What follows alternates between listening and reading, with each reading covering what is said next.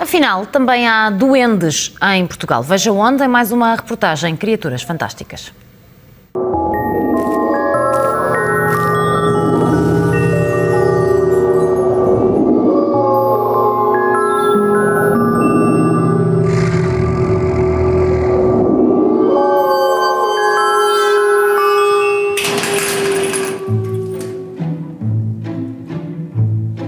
Em Trás-os-Montes vive uma das mais originais figuras mitológicas portuguesas, o Trasgo. O Trasgo é uma espécie de duende que herdamos da passagem dos celtas pela Península Ibérica. Nós encontramos os trasgos em Trás-os-Montes, encontramos os tardos e os trasnos na Galiza e nas Astúrias, e encontramos depois os elfos, os gnomos e outros duendes nas mitologias nórdicas. Portanto, são seres que circularam na memória dos povos, julgo que através das peregrinações, e não é por acaso que estes seres míticos são mais densos nestas regiões que se encontram nos roteiros das peregrinações a Santiago de Compostela. Conta-se que tem orelhas grandes e nariz adunco.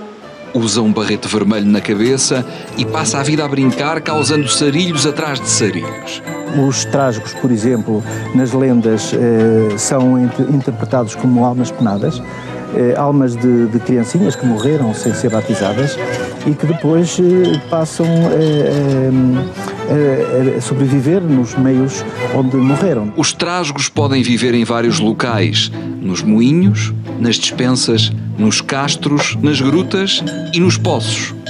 Um desses sítios ainda existe e é conhecido como o Castelo do Mau Vizinho. No Castelo do Mau Vizinho há lá uns lugares, uns buracos, onde, tendo vivido gente, tinha que ser gente diferente de nós. E por isso o povo acha que aqueles eram os lugares onde os maruchinhos se escondiam e saíam dali para fazer as diapuras às pessoas das redondezas. São poucos os humanos que os veem, mas quem divide a casa com um trasgo também não consegue ignorá-lo.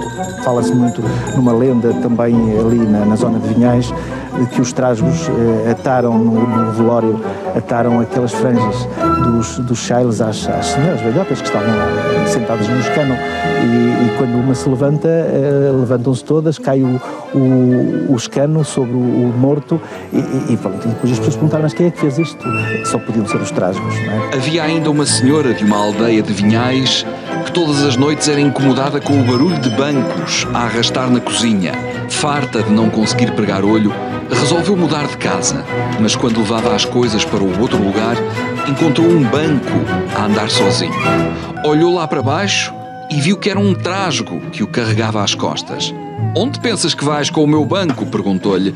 Então ele respondeu-lhe: "Mas afinal não íamos mudar de casa?" Eram seres muito brincalhões, pois eles eram criancinhas, e não se esperava que tivessem comportamentos mais cuidadosos, não é? Portanto, eles brincavam. Há lendas curiosas há, por exemplo, no Concelho de Vinhais, numa aldeia chamada Vilar de Peregrinos, o Moinho dos Trasgos, onde um moleiro habitou com um trasgo e depois apareceram tantos trasgos que tiveram mesmo que os expulsar. E depois houve ali um confronto entre os trasgos e os moleiros e eles tiveram que abandonar, os trasgos ganharam e hoje estão lá nas ruínas de um moinho e o povo chama-lhe o Moinho dos Trasgos. Travessuras que o povo até tolera, pois este é também um universo de fé. Há uma tolerância muito grande por parte do povo em relação aos trasgos. Porquê? Porque, tendo sido crianças que morreram sem ser batizadas, podem ser antepassados de quem vive nesta altura nos lugares. Pode ser um tio-avô, por exemplo, de quem vive naquela casa, e, portanto, a pessoa respeita-o muito e tolera-o e muitas vezes até se sentem, digamos, recompensados por conviver com um trasgo. Ao longo de vários anos de investigação sobre o património imaterial das lendas, o professor Alexandre Parafita recolheu várias histórias de trasgos, mas também outras que servem de aviso e aprendizagem para as gerações mais jovens. Os seres míticos de que falam as lendas, muitas vezes sendo reposições de velhas mitologias de outros países, são também formas que o povo encontra, os povos que precederam estas gerações, encontraram para deixar às novas gerações testemunhos valiosos para a sua própria sobrevivência. Certa vez, até conseguiu descobrir um tesouro autêntico enquanto fazia trabalho de campo.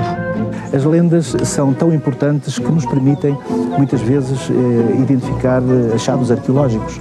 Eu posso indicar-lhe uma lenda que fui contextualizar no concelho de Mogadouro, numa aldeia chamada Ulroz, onde encontrei uma fórmula dentro de uma lenda que dizia: do picão de Bolsadais ao picão de Correchá há um sino de ouro, e numa pata de ovelha e numa ponta de um arado se achará, e quem o achar seu será. É claro que quando eu me interessei por esta lenda, muita gente disse: pá, isso é coisa de velhos. Eu fui ao lugar e encontrei restos de cerâmica e portanto, o tesouro estava lá. Mais do que histórias de embalar para as crianças, as lendas sobre criaturas fantásticas também fazem parte da identidade de um povo.